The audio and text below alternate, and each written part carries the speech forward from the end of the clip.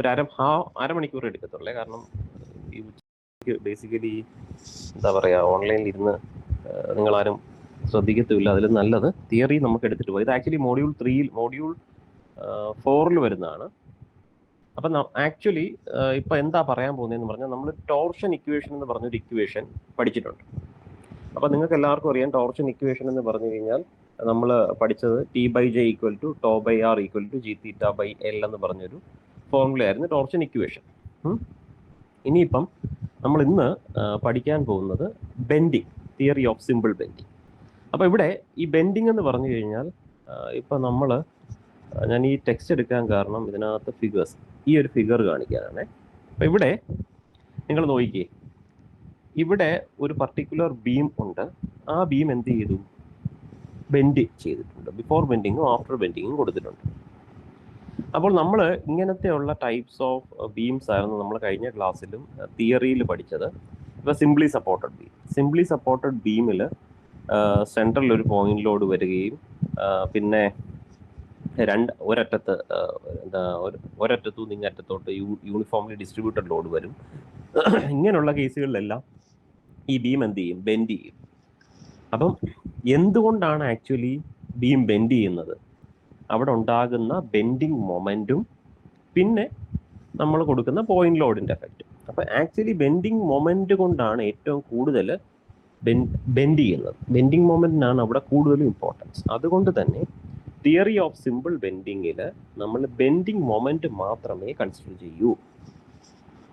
Idea കിട്ടിയോ?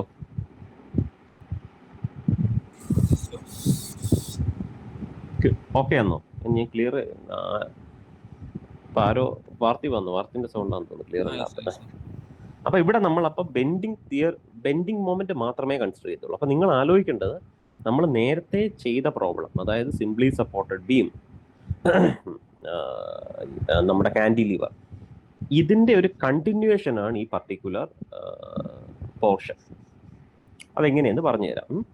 ഇവിടെ വരയ്ക്കാൻ പറ്റുമോ നോക്കട്ടെ. വരയ്ക്കാൻ പറ്റുമെങ്കിൽ ഇതിൽ വരയ്ക്കാം. ഇല്ല, ഓക്കെ ഫൈൻ.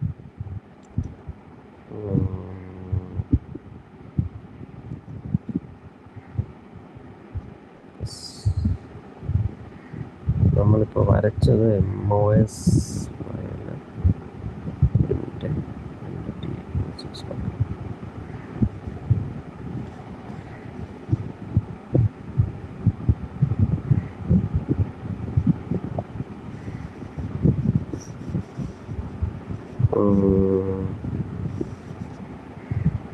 യെസ്. അപ്പം നമുക്കിവിടെ മോഡ്യൂൾ 3 നമ്മളിപ്പോൾ മോഡ്യൂൾ 4 നമ്മൾ പഠിക്കാൻ പോകുന്ന പ്രോബ്ലം എന്ന് പറഞ്ഞു കഴിഞ്ഞാൽ ഇതാണ്. ഫ്ലക്ചറൽ റിജിഡിറ്റിയും സെക്ഷൻ മോഡുലസും ഫ്ലക്ചറൽ ഫോർമുല. ഡെറിവേഷൻ ഞാനിപ്പോൾ പറയുന്നില്ല. നമുക്ക് ആദ്യം ഫോർമുലാസ് ഒക്കെ പഠിച്ചിട്ട് അത് കഴിഞ്ഞിട്ട് ചെയ്യാം. അത് പഠിച്ചു കഴിഞ്ഞാൽ നമുക്ക് ചെയ്യാൻ പറ്റുന്നതാണ്, ഇവാലുവേറ്റ് ചെയ്യാൻ പറ്റുന്നതാണ് ബെൻഡിങ് സ്ട്രെസ്. ഓക്കെ. അപ്പോൾ ഇവിടെ നമുക്ക് നേരത്തെ അറിയാം, നമ്മൾ പറഞ്ഞതുപോലെ നമ്മളിപ്പോൾ ഒരു സിംപ്ലി സപ്പോർട്ടഡ് ബീം ഉണ്ട്. സിംപ്ലി സപ്പോർട്ടഡ് ബീമിൻ്റെ 2 എൻഡും ഫിക്സ്ഡ് ആണ്. അപ്പോൾ അവിടെ എന്ത് പറ്റുന്നു? 2 എൻഡിലും ഫിക്സ്ഡ് ഒരു ഇത് കൊടുത്തു. ഇനി ഇവിടെ ഞാനൊരു ലോഡ് കൊടുത്തു. ലോഡ് 50 ന്യൂട്ടൺ കൊടുത്തു. ഓക്കെ. ഇത് 4 മീറ്റർ ലെങ്ത് കൊടുക്കാം. നേരത്തെ ചെയ്ത അതേ പ്രോബ്ലം ആന്നേ. അപ്പം ഇങ്ങനെയുള്ള കേസിൽ ഈ പർട്ടിക്കുലർ ബീമിന്റെ മാക്സിമം ബെൻഡിങ് മൊമെന്റ് എത്രയാണെന്ന് പറയാമോ? നമ്മൾ ചെയ്ത പ്രോബ്ലമാണ്.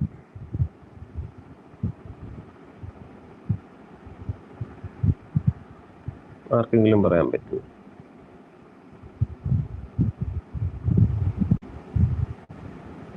ഈ ഒരു പർട്ടിക്കുലർ ബീമിന്റെ maximum bending moment.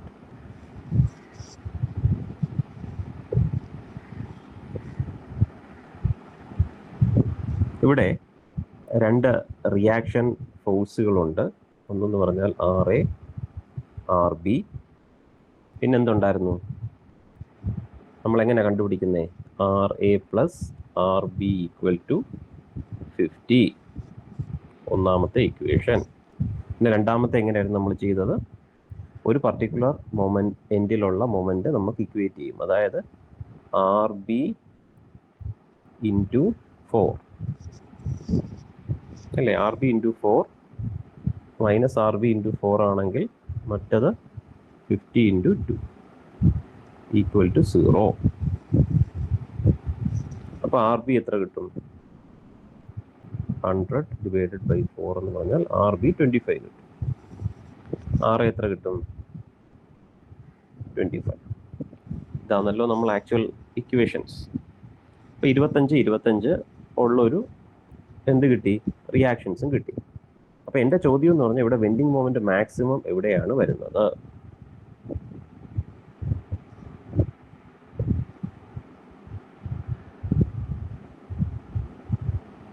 Bending moment maximum വരണമെങ്കിൽ നമ്മൾ എന്ത് കണ്ടുപിടിക്കണം? ബെൻഡിങ് മൊമെന്റ് ഡയഗ്രാം കാൽക്കുലേറ്റ് ചെയ്യണം. ബെൻഡിങ് മൊമെന്റ് ഡയഗ്രാം കാൽക്കുലേറ്റ് ചെയ്യുമ്പോൾ ബെൻഡിങ് മൊമെന്റ് ഡയഗ്രാം വരയ്ക്കണമെങ്കിൽ നമുക്കറിയാം right of the section clock vice moment എന്ന് പറയുന്നത് നെഗറ്റീവ് ആണ്, anti clock vice moment positive ആണ്. അപ്പോൾ ഈ എൻഡിൽ നിന്ന് ഈ എൻഡിൽ എന്തായിരിക്കും? 0. നടുക്കോട്ട് എന്തായിരിക്കും? ബെൻഡിങ് മൊമെന്റ് ഇങ്ങനെ ഇൻക്രീസ് ചെയ്ത് വന്നു, പിന്നെ ഇവിടെ നിന്ന് താഴേക്ക് വന്നു. അപ്പോൾ മാക്സിമം ബെൻഡിങ് മൊമെന്റ് എവിടെയാണ്? ഇവിടെ. ഇത് ഞാൻ പറയാൻ കാരണം ഈ മാക്സിമം ബെൻഡിങ് മൊമെന്റ് മാക്സിമം ആവുന്ന വാല്യൂ നമുക്ക് എവിടെ വേണം? ബെൻഡിങ് സ്ട്രെസ് കാൽക്കുലേറ്റ് ചെയ്യാൻ വേണം. മനസ്സിലാവുന്നുണ്ടോ? ഓക്കെ. അപ്പൊ ഇനി ഇവിടെ നമ്മൾ കാണാൻ പോകുന്ന ഒരു ഇക്വേഷൻ ഉണ്ട്. നമ്മൾ ടോർഷൻ ഇക്വേഷൻ എന്ന് പറഞ്ഞ ഒരു ഇക്വേഷൻ നമ്മൾ പറഞ്ഞപ്പം നമ്മൾ ടോർഷൻ ഇക്വേഷൻ എഴുതിയത് T/J equal to tau by R equal to G⁵L എന്നാണ്. ഇനി നമ്മൾ ഫ്ലെക്സുറൽ ഫോർമുല എന്ന് പറഞ്ഞൊരു ഫോർമുലയാണ് പഠിക്കാൻ പോകുന്നത്. Flexural formula. മറ്റത് ടോർഷനുമായിട്ട് ബന്ധപ്പെട്ടതാണെങ്കിൽ this is actually related to bending. അപ്പോൾ ബെൻഡിങ്ങിൽ വരുന്നത് കൊണ്ട് തന്നെ ഇവിടെ ബെൻഡിങ് മൊമെന്റ് വരും. ഓക്കെ. അപ്പോൾ T/Jക്ക് പകരം, ടോർഷന് പകരം ഇവിടെ M വരും. അതെന്താണ്? Bending moment. മറ്റത് T എന്ന് പറഞ്ഞാൽ എന്തായിരുന്നു? Twisting moment. അതേപോലെ T/Jക്ക് പകരം ഇവിടെ I വരും. I എന്ന് പറഞ്ഞാൽ മൊമെന്റ് ഓഫ് ഇനേർഷ്യ, J എന്ന് പറഞ്ഞാൽ polar moment of inertia, I എന്ന് പറഞ്ഞാൽ സാധാ മൊമെന്റ് ഓഫ് ഇനേർഷ്യ. ഓക്കെ. അത് കഴിഞ്ഞ് രണ്ടാമത്തെ M/I. അത് കഴിഞ്ഞാൽ ടോ അല്ലേ? ടോ എന്ന് പറഞ്ഞാൽ എന്തായിരുന്നു? ഓർമ്മയുണ്ടോ? Shear stress. അപ്പൊ ഷിയർ സ്ട്രെസ്സിന് പകരം ഇവിടെ sigma bending stress divided by M/I equal to sigma by Y ആണ്.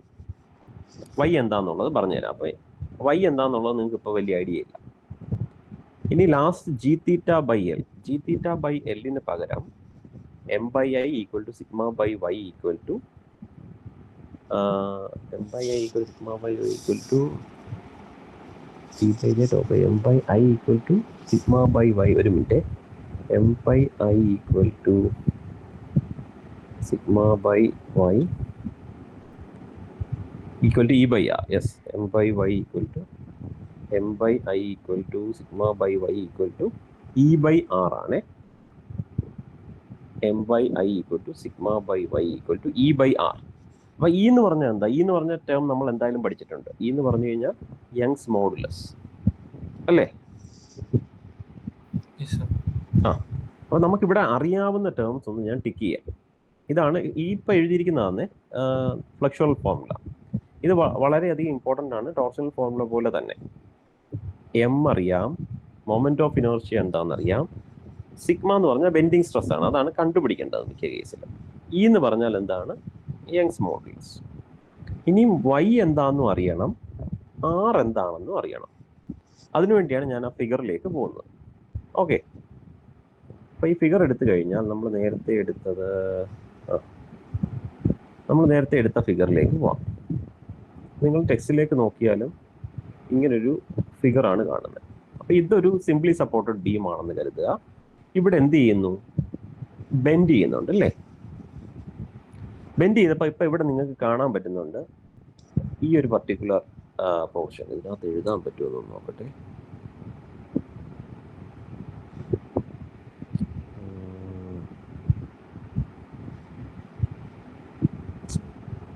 ഇല്ല. ഓക്കെ. അപ്പൊ ഇവിടെ സാധാരണ ഇതിനകത്ത് എഴുതാൻ പറ്റുന്നതാണ്.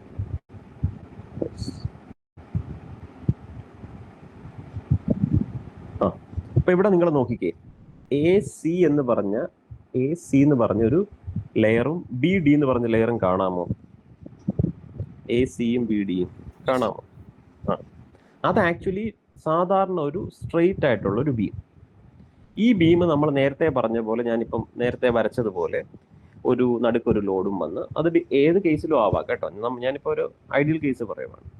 അങ്ങനെ ഒരു ലോഡ് വന്നപ്പോൾ ഈ ബീം ബെൻഡ് ചെയ്തു, അതായത് സാഗ് ചെയ്ത് ഇങ്ങനെ വളഞ്ഞു നിൽക്കുന്നതാണ് താഴത്തെ ആഫ്റ്റർ ബെൻഡിങ് കാണിച്ചിരിക്കുന്നത്. അപ്പൊ എൻ്റെ ചോദ്യം, എ സി എന്ന് പറഞ്ഞ ലെയർ ഏതിലേക്ക് മാറി? എ ഡാഷ് സി ഡാഷിലേക്കും ബി ഡി എന്ന് പറയുന്നത് ബി ഡാഷ് ഡി ഡാഷിലേക്കും മാറി. അത് കാണാമോ ഈ ഫിഗറിൽ നിങ്ങൾക്ക്? എനിക്ക് ഇതിനകത്ത് കിൻഡിൽ എഡിഷൻ ആയതുകൊണ്ട് മാർക്ക് ചെയ്യാൻ പറ്റുന്നില്ല, അതുകൊണ്ടാണ്. കാണാമോ? ഓക്കെ. അപ്പൊ ഇവിടെ എ സി എന്ന് പറഞ്ഞ ലെയർ എ ഡാഷ് സി ഡാഷിലേക്ക് മാറിയല്ലോ. എ സിയുടെ ലെങ്ത് ആണോ കൂടുതൽ, എ ഡാഷ് സി ഡാഷിന്റെ ലെങ്ത് ആണോ കൂടുതൽ?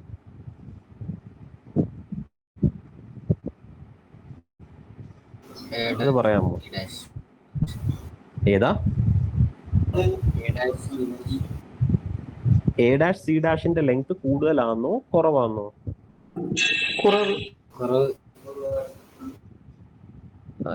ഒരാൾ പറഞ്ഞു കൂടുതൽ, ഒരാൾ പറഞ്ഞു കുറവ്.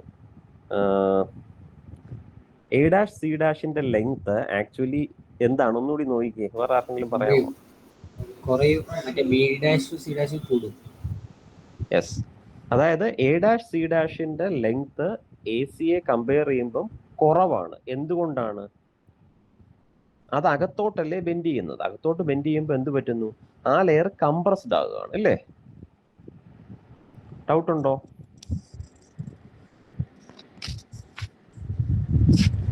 ഡൗട്ട് ഉണ്ടെങ്കിൽ ചോദിക്കണേ. നേരത്തെ എ ഡാഷ് സി ഡാഷ് കൂടുമെന്ന് പറഞ്ഞവർക്ക് ഡൗട്ട് ഉണ്ടെങ്കിൽ,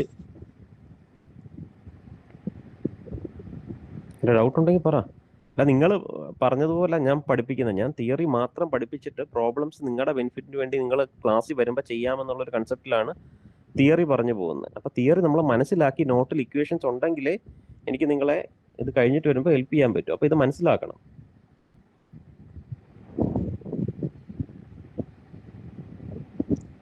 ഇപ്പൊ A dash C dash length കുറഞ്ഞത് എങ്ങനെയാണെന്ന് മനസ്സിലായോ?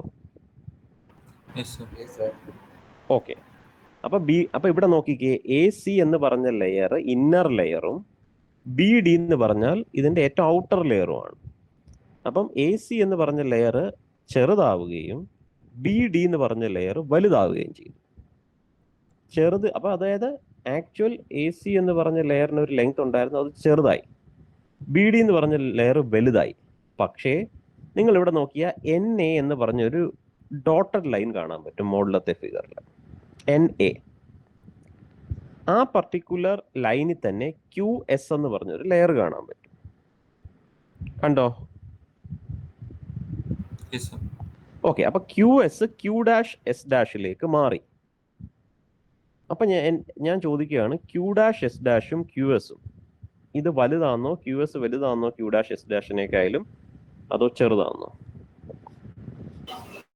സെയിം ആയിരിക്കും. മനസ്സിലായോ? എല്ലാവർക്കും മനസ്സിലായോ അത്?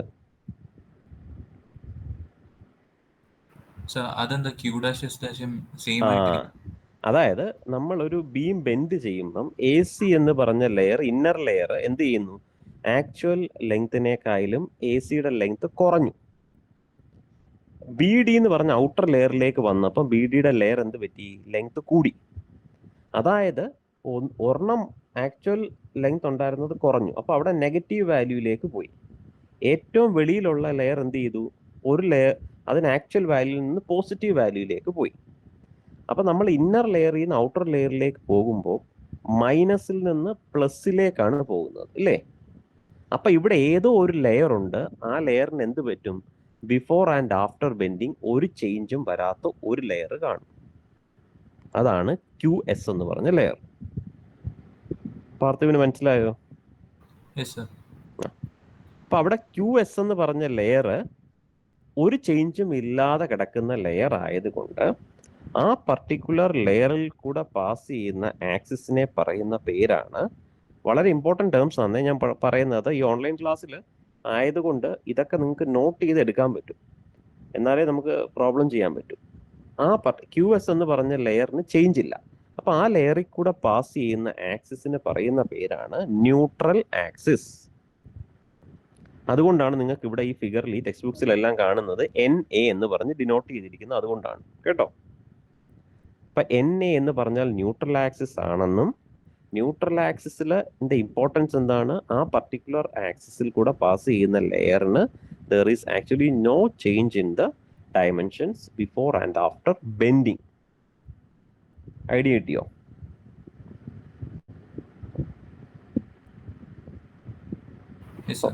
ഓക്കെ. അപ്പൊ നമ്മൾ ഇനി നേരെ നമ്മുടെ ഇക്വേഷനിലേക്ക് വരാം. അപ്പൊ ഈ ഒരു ഫിഗർ നിങ്ങൾക്ക് അറിയാമെങ്കിൽ ഇനിയിപ്പോ നമ്മൾ നേരെ ഇക്വേഷനിലേക്ക് വരികയാണെങ്കിൽ ഇക്വേഷൻ എന്തായിരുന്നു? M/I = σ/y. ഒരു y ഇല്ലേ, ആ y ആണ് ഞാൻ ഇപ്പൊ ഇവിടെ പറയാൻ പോകുന്നത്. ഇവിടെ നിങ്ങൾക്ക് y കാണാമോ? ഈ ഒരു ഫിഗറിൽ കാണാം. അപ്പൊ ആ y എന്ന് പറഞ്ഞാൽ ആക്ച്വലി എന്തായിരിക്കും? പാർത്ഥിവിന് പറയാമോ y എന്ന് പറഞ്ഞു കഴിഞ്ഞാൽ? ന്യൂട്രൽ ആക്സിസിൽ നിന്ന് എക്സാക്ട്ലി, അതെ, ന്യൂട്രൽ ആക്സിസിൽ നിന്ന് ഒരു പർട്ടിക്കുലർ ലെയറിലേക്കുള്ള ഡിസ്റ്റൻസിനെയാണ് y എന്ന് പറയുന്നത്. yന്റെ മാക്സിമം വാല്യൂ എത്ര വരും? അത് അതിന്റെ ഔട്ടർ അല്ലെങ്കിൽ ഇന്നർ ഔട്ടർ ലെയറിനെ വെച്ച് ഔട്ടർ ലെയർ AC-ലോട്ട് പോവാം, അല്ലെങ്കിൽ BD-ലേക്ക്. മിക്ക കേസിലും ബീം യൂണിഫോം ആണെങ്കിൽ ന്യൂട്രൽ ആക്സിസ് എന്ത് പറ്റും? അതിന്റെ സെന്റർ ഓഫ് ഗ്രാവിറ്റി അല്ലെങ്കിൽ സെൻട്രൽ കൂടെ ആയിരിക്കും പാസ് ചെയ്യുന്നത്. അപ്പൊ എപ്പോഴും നമ്മൾ ബീമിന്റെ ക്രോസ് സെക്ഷൻ അനുസരിച്ചാണ് y എടുക്കുന്നത്. അപ്പൊ y എപ്പോഴും ഒരു ബീമിന്റെ മിക്ക കേസിലും, എല്ലാ കേസിലും എന്തായിരിക്കും? സെന്റർ എന്ന് പറയാൻ പറ്റില്ല, സെന്റർ ഓഫ് ഗ്രാവിറ്റി ആണ് കറക്റ്റ്. അപ്പം ഇവിടെ സെന്റർ ഓഫ് ഗ്രാവിറ്റി എന്ന് പറയാൻ കാരണം നമ്മൾ ഗേറ്റിന്റെ ക്വസ്റ്റ്യൻ ആണെങ്കിലും ഇപ്പം എഞ്ചിനീയറിംഗ് സർവീസിന്റെ ക്വസ്റ്റ്യൻസ് അല്ലെങ്കിൽ UPSC അങ്ങനെയൊക്കെയുള്ള പല എക്സാംസിനും ഇങ്ങനെയുള്ള പ്രോബ്ലംസ് ചോദിക്കുമ്പം ഇവർ ബീമിന്റെ ക്രോസ് സെക്ഷൻ തരും. അതായത് റെക്ടാങ്കുലർ ക്രോസ് സെക്ഷൻ, അല്ലെങ്കിൽ circular cross section, triangular cross section. അപ്പൊ ഇവിടെ എല്ലാം നിങ്ങൾ അറിഞ്ഞിരിക്കണം y എന്ന് പറഞ്ഞു കഴിഞ്ഞാൽ എത്രയാണ് ഡിസ്റ്റൻസ്. അത് ഞാൻ പറയാം, അടുത്ത ഇതിനകത്ത് കാണിച്ചു തരാം. അപ്പൊ y എന്ന് പറഞ്ഞാൽ എപ്പോഴും സെന്റർ ഓഫ് ഗ്രാവിറ്റി ആണ് ന്യൂട്രൽ ആക്സിസ് എപ്പോഴും ലൈ ചെയ്യുന്നത്. അപ്പൊ അവിടെ നിന്ന് ടോപ്പ് സർഫസിലേക്കുള്ള ഡിസ്റ്റൻസും അല്ലെങ്കിൽ ബോട്ടം സർഫസിലേക്കുള്ള ഡിസ്റ്റൻസും ആയിരിക്കും എപ്പോഴും y എടുക്കുക കേട്ടോ. അപ്പൊ y എന്ന് പറഞ്ഞു കഴിഞ്ഞാൽ ഇപ്പൊ ഇത്രയും മനസ്സിലാക്കി വെക്കുക, it is actually the distance from neutral axis. Neutral axis എന്ന് പറഞ്ഞു കഴിഞ്ഞാൽ ആ ആക്സിസിൽ ബിഫോർ ആൻഡ് ആഫ്റ്റർ ബെൻഡിങ് ആ ആക്സിസിലുള്ള ലെയറിന് ചേഞ്ച് വരില്ല. ഓക്കെ. ഇനി അതിനകത്ത് നമ്മുടെ ബെൻഡിങ് ഇക്വേഷനകത്ത് ഒരു ടേം കൂടെ ഉണ്ട്, M/I = σ/y which is equal to E/R. ഇവിടെ R കാണാമോ? R എന്ന് പറഞ്ഞാൽ എന്തായിരുന്നു? റേഡിയസ്. എക്സാക്ട്ലി. അപ്പൊ റേഡിയസ് ഓഫ് ദ ബെൻഡിങ് എന്ന് പറയുന്നതാണ് R. ഓക്കെ. അപ്പൊ ഇത്രയും ടേംസ് ആണ് നിങ്ങൾക്ക് നമ്മുടെ ഫ്ലെക്ചറൽ ഫോർമുലയിൽ പഠിക്കാനുള്ളത്. ഏതൊക്കെ? M/I σ/y = E/R. M എന്ന് പറഞ്ഞാൽ എന്തായിരുന്നു? Bending moment. I എന്ന് പറഞ്ഞാൽ എന്തായിരുന്നു? Moment of inertia. സിഗ്മ എന്ന് പറഞ്ഞാൽ ബെൻഡിങ് സ്ട്രെസ്. അതായത് ബെൻഡിങ് മൊമെന്റ് കൊണ്ട് ഈ ബീമിൽ എന്തുണ്ടാവുന്നു? ബെൻഡിങ് സ്ട്രെസ് ഡെവലപ്പ് ചെയ്യുന്നു. ഈ ബെൻഡിങ് സ്ട്രെസ് ആണ് ആക്ച്വലി നമുക്ക് കണ്ടുപിടിക്കേണ്ടത്. ടോർഷൻ കൊണ്ട് എന്തായിരുന്നു ഡെവലപ്പ് ചെയ്യുന്നത്? ഷിയർ സ്ട്രെസ് കേട്ടോ. അപ്പോൾ ഓരോ പ്രോബ്ലത്തിനനുസരിച്ച് വേണം ഫോർമുലാസ് യൂസ് ചെയ്യാൻ. അപ്പോൾ ബെൻഡിങ് സ്ട്രെസ് കാൽക്കുലേറ്റ് ചെയ്യാൻ പറഞ്ഞാൽ നിങ്ങൾ എന്ത് ചെയ്യണം? ഫ്ലെക്ചറൽ ഫോർമുല യൂസ് ചെയ്യണം. അപ്പോൾ M/I = σ/y എന്ന് പറഞ്ഞാൽ എന്താണ്? Distance from the neutral axis. പിന്നെ ലാസ്റ്റത്തെ ടേം എന്ന് പറഞ്ഞാൽ E/R. E എന്ന് പറഞ്ഞാൽ യങ്സ് മോഡുലസും R എന്ന് പറഞ്ഞാൽ radius of curvature of bending. ഇത്രയുമാണ് ടേംസ്. ഇതിൽ ഡൗട്ട് ഉണ്ടോ? Okay, fine. ദെൻ അപ്പൊ ഇതിന്റെ ഒരു ഡെറിവേഷൻ ആണ്. ഡെറിവേഷൻ നമുക്ക് പിന്നെ പഠിക്കാം, എങ്ങനെയാ കിട്ടിയെന്നുള്ളത്. ഇവിടെ ഇനി നിങ്ങൾക്ക് പഠിക്കാനുള്ള വേറൊരു കാര്യം, സെക്ഷൻ മോഡുലസ്. സെക്ഷൻ മോഡുലസ് എന്ന് പറഞ്ഞൊരു ടേം വളരെ അധികം ഇമ്പോർട്ടൻ്റ് ആണ്. m by I equal to sigma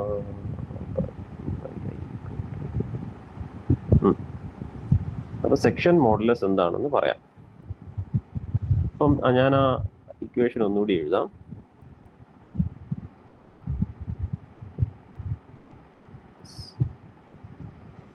നമ്മുടെ bending equation m by I എന്ന് പറയുന്നത് equal to sigma by y equal to E by R ആണ്.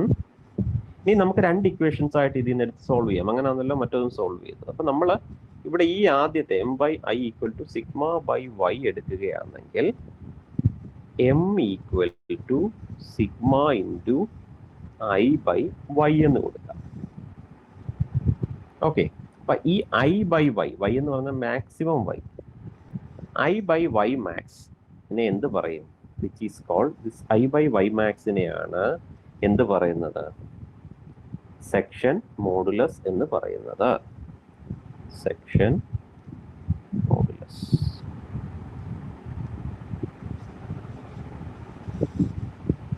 നോട്ട് ചെയ്ത് വെക്കണേ, ഈ ഞാൻ പറയുന്ന കാര്യങ്ങൾ ജസ്റ്റ് നോട്ട് ചെയ്ത് വെക്കണം. കാരണം ടെക്സ്റ്റ് ബുക്കിലൊന്നും ഇരുന്ന് വായിക്കാനൊന്നും നിൽക്കണ്ട. I by y maximum, y maximum എന്താണെന്ന് ഇപ്പൊ പറയാം. അതേപോലെ വീണ്ടും ഞാൻ m by I equal to E by R എടുക്കുകയാണ്. അപ്പൊ അവിടെ m equal to E I divided by R വന്നു. അപ്പം ഈ ഐനെ പറയുന്നത് ഫ്ലെക്സുറൽ റിജിഡിറ്റി.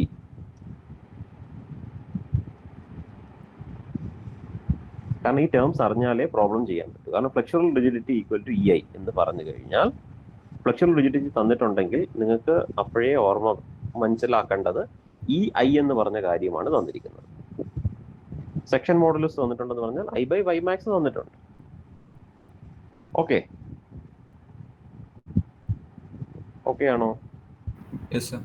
Okay, fine. അപ്പോൾ നമ്മൾ നേരെ ഇപ്പൊ ഇവിടെ ഫോർ അൺസിമെട്രിക്, ഇനി ഇനി നമ്മുടെ ടേംസ് പറയാം. സെക്ഷൻ മോഡുലസ്, ഫ്ലെക്സുറൽ റിജിഡിറ്റി പറഞ്ഞു. യെസ്, ഇനി section modulus I by y ആന്ന് പറഞ്ഞില്ലേ? അപ്പൊ ഇവിടെ നിങ്ങൾ നോക്കിക്കോ. ഇപ്പൊ ആദ്യം ഇപ്പൊ ഇവിടെ ഒന്നാമത്തെ ഫിഗർ, ഇപ്പൊ ഹാച്ച് ചെയ്തിരിക്കുന്ന ഫിഗർ, അത് എന്ത് സെക്ഷനാണ്? റെക്ടാങ്കുലർ സെക്ഷൻ ആണ് അല്ലേ? അപ്പൊ റെക്ടാങ്കുലർ സെക്ഷന് ന്യൂട്രൽ ആക്സിസ് കണ്ടോ? കാണാൻ പറ്റുന്നുണ്ടോ? NA എന്നുള്ളത്. ഓക്കെ, അപ്പൊ അവിടെ നേരത്തെ പാർത്ഥിവ് പറഞ്ഞ പോലെ മാക്സിമം y എന്ന് പറഞ്ഞാൽ എത്ര എന്ന് പറയാൻ പറ്റുമോ? എന്നിൽ നിന്ന് അറ്റത്തോട്ട്. അറ്റത്തോട്ട്. അപ്പൊ വാല്യൂ എത്ര വരും? റെക്ടാങ്കുലർ സെക്ഷന്റെ ന്യൂട്രൽ ആക്സിസ് നമ്മുടെ y-ന്റെ നടുക്ക് കാണിച്ചിട്ടുണ്ട്, D/2. അത്രേ ഉള്ളൂ. അതായത് അപ്പൊ y മാക്സ് എന്ന് പറഞ്ഞാൽ D/2 ആണ്. I എന്ന് പറഞ്ഞു കഴിഞ്ഞാൽ എത്രയെന്നറിയാമോ? Moment of inertia. അത് കാണാതെ അറിഞ്ഞിരിക്കണം കേട്ടോ, റെക്ടാങ്കുലർ സെക്ഷന്റെയും സർക്കുലർ സെക്ഷന്റെയും ഒക്കെ. അപ്പൊ അത് ഓരോ സെക്ഷന്റെയും ഇപ്പൊ പറയുന്നുണ്ട്. ഇവിടെ ആദ്യത്തെ rectangular section Z equal to, Z എന്ന് പറഞ്ഞു കഴിഞ്ഞാൽ, അപ്പൊ ഞാൻ നേരത്തെ സെക്ഷൻ മോഡുലസ് എന്ന് പറഞ്ഞു. സെക്ഷൻ മോഡുലസിനെ ഡിനോട്ട് ചെയ്യുന്ന ആൽഫബറ്റ് എന്ന് പറഞ്ഞാൽ ക്യാപിറ്റൽ Z ആണ്. Z equal to section modulus. അപ്പൊ section modulus Z equal to I by y maximum ആണ്.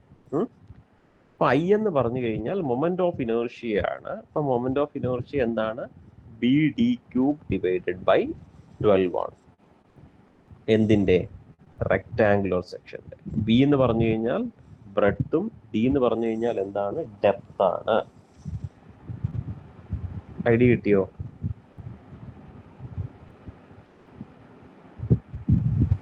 മനസ്സിലാവുന്നുണ്ടോ? ഓക്കെ, പാർത്ഥിവ് മാത്രമേ പറയുന്നുള്ളൂ, വേറെ ആരും ഒന്നും അനക്കമൊന്നുമില്ല. കാരണം ഞാനിങ്ങനെ പഠിപ്പിച്ചുകൊണ്ടിരിക്കുമ്പോൾ നിങ്ങളുടെ റെസ്പോൺസ് ഉണ്ടെങ്കിൽ അല്ലേടാ എനിക്ക് മനസ്സിലാവും എന്തെങ്കിലും മനസ്സിലാവുന്നുണ്ടോ ഇല്ലേ എന്നുള്ളത്. എന്നാൽ 61 പാർട്ടിസിപ്പൻസിനെ കാണിക്കുകയും ചെയ്യുന്നുണ്ട്.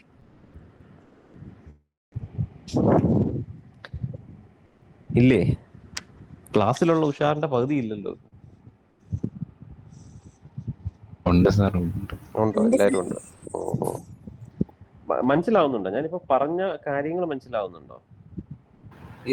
ഓക്കെ, അപ്പൊ ആദ്യം നമ്മളപ്പം റെക്ടാങ്കുലർ സെക്ഷൻ പറഞ്ഞു. അപ്പൊ റെക്ടാങ്കുലർ സെക്ഷന്റെ ഐയും y മാക്സും എന്താണെന്ന് അറിഞ്ഞു.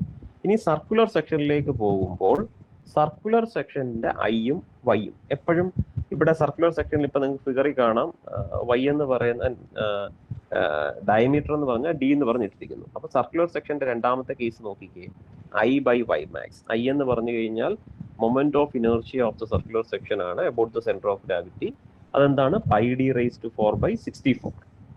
ഡി എന്ന് പറഞ്ഞ ഡയമീറ്റർ. ആൻഡ് വൈ മാക്സിമം എന്തായിരിക്കും? ന്യൂട്രൽ ആക്സിസിൽ നിന്ന് ഔട്ടർ ലെയറിലേക്കുള്ള ഡിസ്റ്റൻസ്. അതെന്താണ്? d/2, ഡയമീറ്ററിന്റെ പകുതി. ഓക്കെ ആണേ. ഇനി അടുത്തത് മൂന്നാമത്തെ ഹോളോ സർക്കുലർ സെക്ഷൻ, അതായത് ഇന്നർ ഡയമീറ്ററും ഔട്ടർ ഡയമീറ്ററും വരുന്ന ഒരു സർക്കിൾ. ഹോളോ സർക്കുലർ സെക്ഷൻ എന്ന് പറഞ്ഞാൽ ഹോളോ ഷാഫ്റ്റും കാര്യങ്ങളൊക്കെ വരില്ലേ, അതേപോലെ ഹോളോ സർക്കുലർ സെക്ഷൻ ആണെങ്കിൽ ഐ എന്ന് പറഞ്ഞു കഴിഞ്ഞാൽ എന്തായിരിക്കും? നമ്മൾ നേരത്തെ കഴിഞ്ഞ ടോർഷന്റെ ഇക്വേഷനിലൊക്കെ പറഞ്ഞിട്ടുണ്ട്. d⁻⁴ minus capital d⁻⁴ minus small d⁻⁴ ആണ്. ഓൺലി ഡിഫറൻസ് എന്ന് പറഞ്ഞാൽ അവിടെ ജെ ആയിരുന്നു, അതുകൊണ്ട് π/32 വന്നു. ഇവിടെ ഐ ആണ് π/64. വൈ മാക്സ് എന്ന് പറഞ്ഞു കഴിഞ്ഞാൽ ഇവിടെ എന്തെടുക്കുന്നു? Y maximum. വൈ മാക്സിമം ഈ ക്യാപിറ്റൽ ഡി എന്ന് പറഞ്ഞാൽ എന്താണ്? ഹോളോ സർക്കുലർ സെക്ഷന്റെ നോക്കിക്കേ, ക്യാപിറ്റൽ ഡി ഇന്നർ ലെയർ ആണോ ഔട്ടർ ലെയർ ആണോ? Outer layer. അപ്പൊ എപ്പോഴും ഓർമ്മ വേണം, ഹോളോ സർക്കുലർ സെക്ഷൻ എടുക്കുമ്പോൾ അവിടെ തെറ്റിക്കാൻ ചാൻസ് ഉള്ളത് വൈ മാക്സിമം എന്ന് പറയുമ്പോൾ small d/2 inner diameter divided by 2 എടുത്ത് ചെയ്ത് കഴിഞ്ഞാൽ തെറ്റിപ്പോകും കേട്ടോ. മാക്സിമം ആണ് നമുക്ക് അറിയേണ്ടത്. സോ മാക്സിമം എന്ന് പറഞ്ഞാൽ സെൻട്രൽ ആക്സിസിൽ നിന്ന് ഏറ്റവും outer most distance, that is capital D divided by 2, അതായത് ഔട്ടർ ഡിവൈഡ് ഡയമീറ്ററിന്റെ പകുതി. ഇനിയും രണ്ട് സെക്ഷൻസും കൂടെ ഉണ്ട്. ഒന്നെന്ന് പറഞ്ഞാൽ ട്രയാങ്കുലർ സെക്ഷൻ. ട്രയാങ്കുലർ സെക്ഷന്റെ ഐ എന്ന് പറഞ്ഞു കഴിഞ്ഞാൽ അറിയാമോ? അതായത് ഐ എന്ന് പറഞ്ഞു കഴിഞ്ഞാൽ BH³/36. നിങ്ങളിത് പഠിച്ചിട്ടുണ്ടല്ലോ അല്ലേ, ഐ എന്ന് കണ്ടുപിടിക്കേണ്ടത്. അപ്പൊ BH³ ട്രയാങ്കുലർ സെക്ഷൻ. അതായത് ഇനി ഇവിടെ ചോദിക്കാനുള്ള, നിങ്ങൾക്ക് ഈ മെക്കാനിക്സ് ഓഫ് സോളിഡ്സിൽ ഇത്രയും ഡിഫറെന്റ് സെക്ഷൻസ് എപ്പോഴും പ്രോബ്ലത്തിൽ മാറി അങ്ങോട്ടും ഇങ്ങോട്ടും ഒക്കെ ചോദിക്കും. ഇത് വെച്ചിട്ടായിരിക്കും പ്രോബ്ലംസ് വരുന്നത്. അപ്പൊ നിങ്ങൾ ഈ ഇത്രയും സെക്ഷൻസിൻ്റെ അറിഞ്ഞിരുന്നാലേ സോൾവ് ചെയ്യാൻ പറ്റും. അപ്പൊ ഇവിടെ ഒരു ട്രയാങ്കുലർ സെക്ഷൻ തന്നിട്ടുണ്ട്. ഈ ട്രയാങ്കുലർ സെക്ഷൻ എന്ന് പറഞ്ഞാൽ ഓർമ്മ വേണം, ഒറ്റ മിനിറ്റ്. ട്രയാങ്കുലർ സെക്ഷൻ എന്ന് പറഞ്ഞു കഴിഞ്ഞാൽ നിങ്ങൾക്ക് ഒരു ഐഡിയ വേണം. ഇങ്ങനൊരു ട്രയാങ്കിൾ വെറും ഇങ്ങനൊരു ട്രയാങ്കിൾ അല്ല, ഇതിന്റെ പുറകിലേക്ക് ഇവർ എന്തിനെ പറ്റി പറയുന്നത്? ഇങ്ങനൊരു ബീമാണ് പോകുന്നത് കേട്ടോ. ട്രയാങ്കുലർ സെക്ഷനിലുള്ള ഒരു ബീം ആയിരിക്കും ഉണ്ടാവുന്നത്.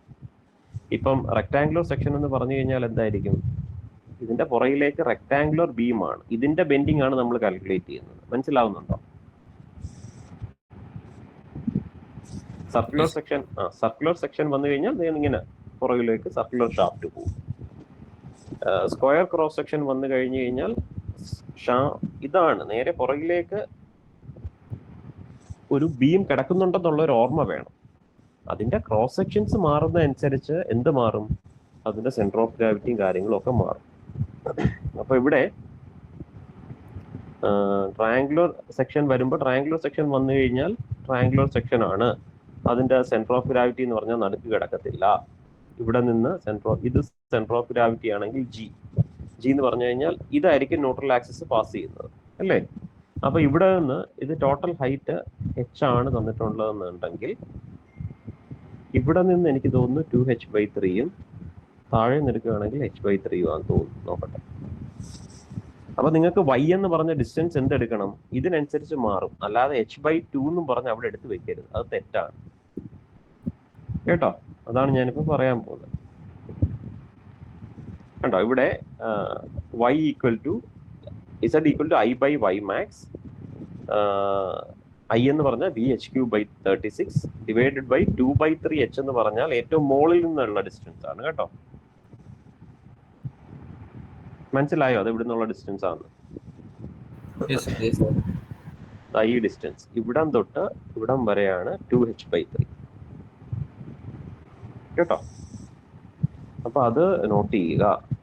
ഇനി നിങ്ങൾക്കൊരു സെക്ഷൻ പഠിക്കാനുള്ളത് ഹോളോ സർക്കുലർ സെക്ഷൻ വന്നതുപോലെ ഹോളോ റെക്ടാങ്കുലർ സെക്ഷൻ വന്നു കഴിഞ്ഞാൽ അവിടെ ഇന്നർ ഒരു ലെങ്ത് കാണും, ബ്രെഡ്ത്ത് കാണും, അതേപോലെ ഔട്ടറും കാണും. ഹോളോ റെക്ടാങ്കുലർ സെക്ഷൻ്റെ എന്ന് പറഞ്ഞു കഴിഞ്ഞാൽ നേരത്തെ ചെയ്തതുപോലെ തന്നെ I/y max എടുക്കുക, outer section B D cube -12, inner section small B D cube by 12. അത് മൈനസ് ചെയ്യുക, ഡിവൈഡഡ് ബൈ y മാക്സിമം എന്ന് പറഞ്ഞു കഴിഞ്ഞാൽ എപ്പോഴും പറയുന്നത് പോലെ ഔട്ടർ സെക്ഷന്റെ ലെങ്ത് ഡിവൈഡഡ് ബൈ 2 കേട്ടോ. ഇത്രയും എത്ര സെക്ഷൻസ് വന്നപ്പം 5 സെക്ഷൻസ് വന്നു. 5 സെക്ഷൻസ്, 5 ഡിഫറെന്റ് സെക്ഷൻസും വന്നു. നമ്മൾ ഇന്ന് എന്ത് പഠിച്ചു? ഫ്ലെക്സുറൽ ഫോർമുലയും പഠിച്ചു. ഇനി നിങ്ങൾ ഒരു കാര്യം ചെയ്യണേ, ഈ ഒരു ക്വസ്റ്റ്യൻ ഒന്ന് എഴുതിക്കും. എഴുതണ്ട, നിങ്ങൾ ഒന്ന് ഒരു ഫോട്ടോ എടുത്ത് വെച്ചിരുന്നാൽ മതി. കാരണം നമുക്കത് ഇനിയിപ്പോ പാർട്ടി എന്നാ ഇനി ക്ലാസ് തുടങ്ങുന്നത് വല്ല പിടിയുണ്ടോ? അടുത്ത ആഴ്ച ഇങ്ങനെ തന്നെയാണ്. ആദ്യം വെനസ്ഡേ എന്ന് പറഞ്ഞിരുന്നു, പക്ഷെ അത് പിന്നെ ഇനി എക്സ്റ്റെൻഡ് ആവുമോന്ന് അറിയില്ല. നിങ്ങളുടെ ക്ലാസ്സിലൊക്കെ റിപ്പോർട്ട് ചെയ്യുന്നുണ്ടോ പിള്ളേർക്ക്? അതെ സാർ ഉണ്ട്. ഇപ്പം 9 അടുപ്പിച്ചായിരിക്കും. എത്ര? 9 അടുപ്പിച്ചായിരിക്കും. 9 ആയി. ഓ 9 ആയി അല്ലേ?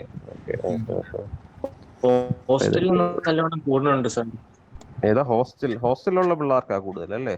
അതെ സാർ, ഇപ്പൊ 60 കഴിഞ്ഞു കൗണ്ട്. ഓഹോ, ഹോസ്റ്റലിൽ നിന്നാണ് ആക്ച്വലി വന്നിരിക്കുന്നത്. ബാക്കി ഡേ സ്കോളേഴ്സിനൊന്നും എനിക്കൊന്ന് കൂളർ ഏതാടാ? UGC 100 കഴിഞ്ഞെന്നാണ് അറിഞ്ഞത്. ആണോ? അത്രയായോ? ഓ, ഞാൻ കരുതി ഇനിയിപ്പോ ഇവിടുത്തെ നമ്മുടെ കൂളറിൽ നിന്ന് വല്ലോ അങ്ങനെ വല്ലതും ഉണ്ടോ? ഇല്ലെന്ന്. അല്ല സാർ, ഹോസ്റ്റലിലെ മാത്രമല്ല, അല്ലാതെ ഈ കരിക്കൂട് പ്രദേശിച്ച് കുറച്ച് എന്തെങ്കിലും പ്രശ്നമുണ്ട്. പുറത്തിപ്പം അല്ലാതെ വീടൊക്കെ എടുത്ത് താമസിക്കുന്ന കുറച്ച് പിള്ളേർക്കും റിപ്പോർട്ട് ചെയ്തിട്ടുണ്ട് കേസ്. ആണോ? അത് ചിലപ്പോ ഇനിയിപ്പം വെള്ളത്തിന്റെ ഇവിടുത്തെ പരിസരത്തുള്ള വെള്ളത്തിന്റെ ആവാൻ ചിലപ്പോൾ പറയാൻ പറ്റത്തില്ല. ഇവിടെ എനിക്ക് തോന്നുന്നത് കൂടുതലും കിണറല്ലേ, കൊല്ലത്ത് കിണർ എന്നുള്ള വെള്ളമല്ലേ കൂടുതലും. അറിയത്തില്ല. അപ്പൊ എന്തായാലും എല്ലാവരുടെയും പെട്ടെന്ന് മാറട്ടെ. അപ്പൊ ഞാൻ പറഞ്ഞു വന്നത്, ഇനിയിപ്പോ അടുത്ത ആഴ്ചയും ആയില്ല എന്നുണ്ടെങ്കിൽ നമുക്ക് 2-3 പ്രോബ്ലംസ് ഓൺലൈനിൽ ഈ ക്ലാസ് ഇരുന്ന് ചെയ്യണമെന്നുണ്ടെങ്കിൽ ഈ തിയറി അറിഞ്ഞേ പറ്റും കേട്ടോ. അപ്പം ഈ ഒരു ക്വസ്റ്റ്യൻ നോട്ട് ചെയ്തല്ലോ എല്ലാവരും?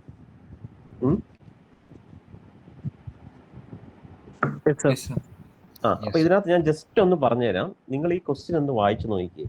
A simply supported beam of length 4 metre carries a point load of 40 kilonewton at the center. Exactly നമ്മൾ ഇത് ഏത് ടൈപ്പ് ഓഫ് പ്രോബ്ലം ആണ്? നമ്മൾ shear force bending moment diagram വരച്ചപ്പം നമ്മൾ പഠിച്ച സിംപ്ലി സപ്പോർട്ടഡ് ബീം ഉണ്ട്. അതിന്റെ ആക്ച്വലി സെൻട്രലിൽ ഒരു പോയിന്റ് ലോഡ് വന്നു കഴിഞ്ഞാൽ നമ്മുടെ ക്വസ്റ്റ്യൻ അവിടെ എന്തായിരുന്നു? ഷിയർ ഫോഴ്സ് ഡയഗ്രവും ബെൻഡിങ് മൊമെന്റ് ഡയഗ്രവും വരയ്ക്കാനാണ്. പക്ഷേ ഇവിടെ ചോദിച്ചിരിക്കുന്നത് find the cross section of the beam assuming depth to be twice of the width. Okay, depth എന്ന് പറഞ്ഞു കഴിഞ്ഞാൽ എന്താണ്? വിഡ്ത്തിന്റെ, അതായത് ഡി എന്ന് പറഞ്ഞ ഡിയും ബിയും ഉണ്ടെങ്കിൽ ഡെപ്ത് ബിയുടെ ട്വൈസ് ആണെന്ന് പറഞ്ഞിട്ടുണ്ട്. Maximum bending stress in the beam എന്ന് പറഞ്ഞു കഴിഞ്ഞാൽ നോട്ട് ടു എക്സീഡ് 200 Nm². അപ്പൊ ഇങ്ങനെ ഒരു പ്രോബ്ലം വന്നു കഴിഞ്ഞാൽ ഇമ്മീഡിയറ്റ്ലി നിങ്ങൾക്ക് മനസ്സിലാവണം ഇത് ബെൻഡിങ്ങുമായിട്ട് റിലേറ്റഡ് ആയിട്ടുള്ള ഒരു പ്രോബ്ലമാണ്. ഞാൻ ഇവിടെ യൂസ് ചെയ്യേണ്ട ഫോർമുല എന്ന് പറഞ്ഞാൽ M/I = σ/y = E/r ആണ്. അപ്പൊ ഇവിടെ എനിക്ക് കണ്ടുപിടിക്കാൻ പറഞ്ഞിരിക്കുന്നത് ക്രോസ് സെക്ഷൻ ആണ്. ക്രോസ് സെക്ഷൻ കണ്ടുപിടിക്കണമെങ്കിൽ ക്രോസ് സെക്ഷനുമായിട്ട് റിലേറ്റ് ചെയ്യുന്ന ടേം ഏതാണ്? ബെൻഡിങ് മൊമെന്റ് ഇക്വേഷനകത്ത് ഏതാന്ന് പറയാമോ? ക്രോസ് സെക്ഷൻസ് വരുന്നത്, ക്രോസ് സെക്ഷന്റെ ടേംസ് വരുന്നത്.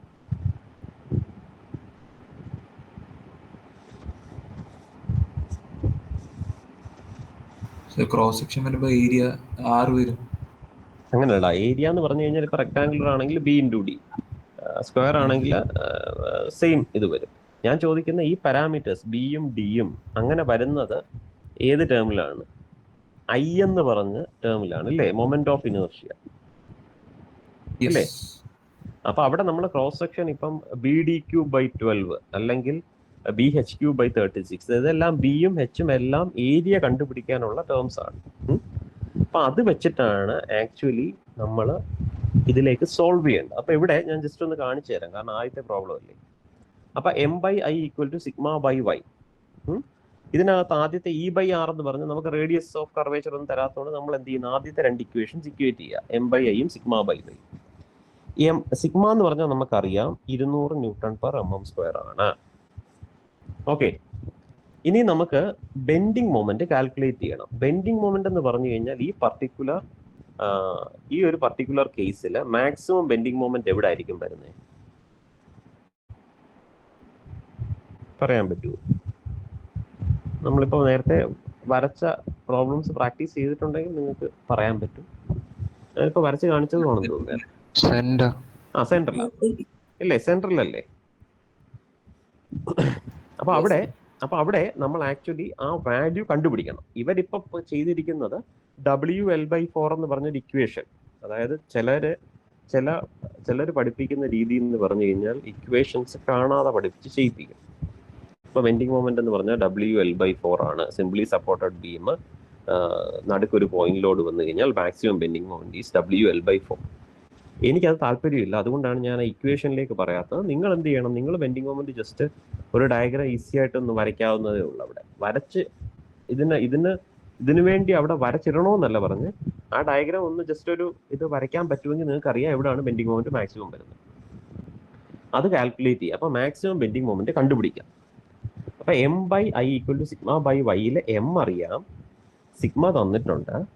I/y എന്ന് പറയുന്നത് സെക്ഷൻ മോഡുലസ് ആണ്. നമുക്ക് വേറൊരു ക്ലൂ തന്നിട്ടുണ്ട്, ഡെപ്ത് ബ്രെഡ്ത്തിനേക്കാളും ട്വൈസ് ആണ്. അപ്പൊ എന്ത് ക്രോസ് സെക്ഷനാ വരുന്നത്?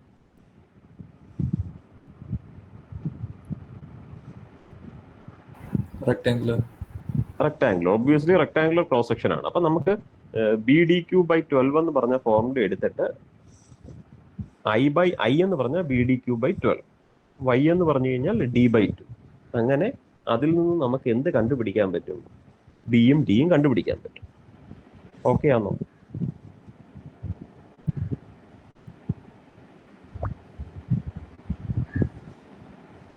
ഓക്കെ അല്ലേ? ഓക്കെ. അപ്പൊ ഇങ്ങനെയുള്ള പ്രോബ്ലംസ് ആണ് ഇനി നമ്മൾ ആക്ച്വലി ഓഫ്ലൈൻ ക്ലാസ്സിൽ ചെയ്യാൻ പോകുന്നത് കേട്ടോ. നമ്മൾ M/I = σ/y = E/r ചിലപ്പം പാരാമീറ്റേഴ്സ് ബിയും ഡിയും കണ്ടുപിടിക്കേണ്ടി വരും. ചിലപ്പോൾ സർക്കുലർ സെക്ഷൻ ആയിരിക്കും, അല്ലെങ്കിൽ ബെൻഡിങ് സ്ട്രെസ് കാൽക്കുലേറ്റ് ചെയ്യാൻ പറയും. ഇത് നിങ്ങളിപ്പോൾ ഒരു സിമ്പിൾ പ്രോബ്ലം ആണ് കണ്ടത്. സെൻട്രലിൽ ഒരു പോയിന്റ് ലോഡ് മാത്രം വന്നിരിക്കുന്നത്, ഒരു സിംപ്ലി സപ്പോർട്ടഡ് ബീം വിത്ത് UDL-ഉം ഇതിനിടയ്ക്ക് ഒരു പോയിന്റ് ലോഡും നടുക്ക് കൊടുക്കാതെ വേറെ ഏതെങ്കിലും ഒരു എൻഡിൽ കൊടുക്കുകയാണെങ്കിൽ നിങ്ങൾ എന്ത് ചെയ്യണം? അവിടുത്തെ മാക്സിമം ബെൻഡിങ് മൊമെന്റ് കണ്ടുപിടിച്ചിട്ടേ നമുക്ക് ഈ ഒരു പർട്ടിക്കുലർ പ്രോബ്ലം സോൾവ് ചെയ്യാൻ പറ്റൂ. ഞാൻ ഇപ്പൊ പറഞ്ഞ കാര്യം മനസ്സിലായോ?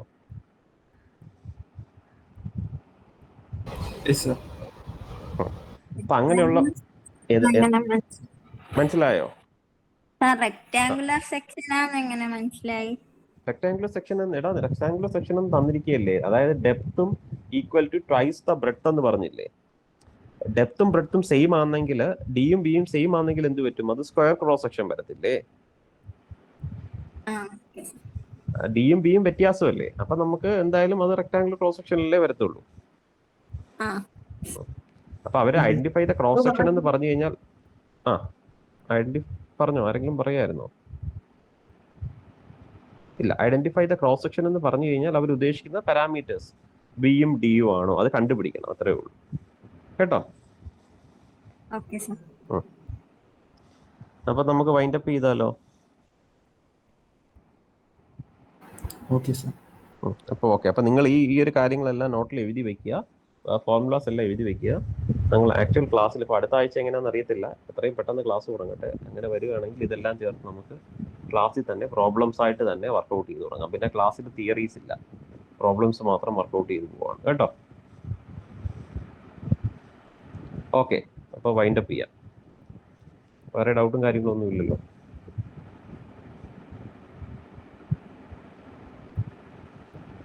Okay,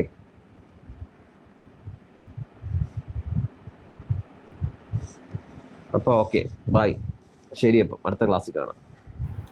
thank you sir. ആയിട്ടുണ്ട്. ശരിടാ, ശരി, okay. Thank you sir. Okay, bye. Okay.